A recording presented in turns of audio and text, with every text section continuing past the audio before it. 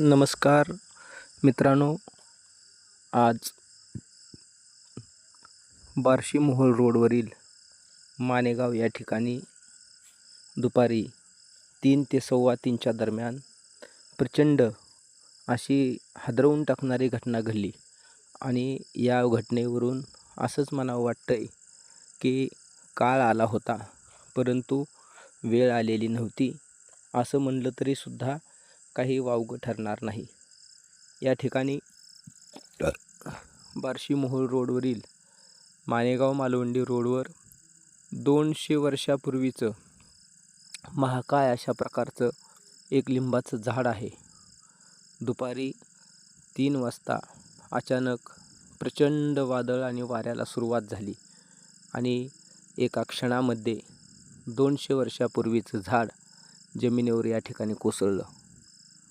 नशीब बलवत्तर काळ आला होता, काळ समोर दिसत होता, परंतु वेळ नव्हती अशीच म्हणण्याची वेळ येथील प्रत्यक्षदर्शीला पाहताना या ठिकाणी आली.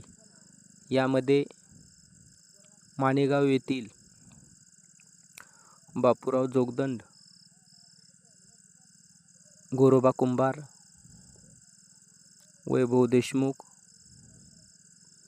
अतुल शेळके हे अगदी एका सेकंदाच्या काही मिनिटाच्या अंतरावर झाडाखालून जाणार होते, परंतु पाऊस आला, गाडी अलीकडे थांबली, वारं वादळ आलं.